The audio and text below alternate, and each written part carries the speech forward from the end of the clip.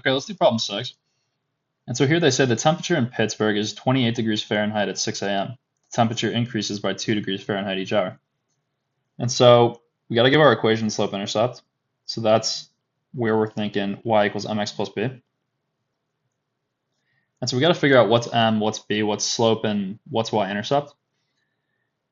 Let's start with y-intercept. Y-intercept is always like our starting value, or an amount that we start with.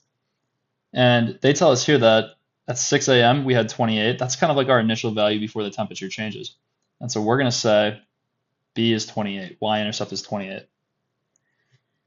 Now for m, for slope, slope is always something that happens repeatedly. So every hour in this case it's going up by 2.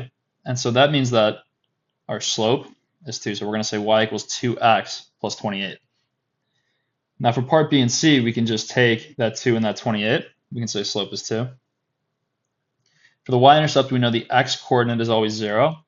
And then we can just take our 28 and put it right here. Now for part D, what does slope represent? Well, they kind of tell us this in the question. The temperature increases by 2 each hour. So we can just say temperature change each hour.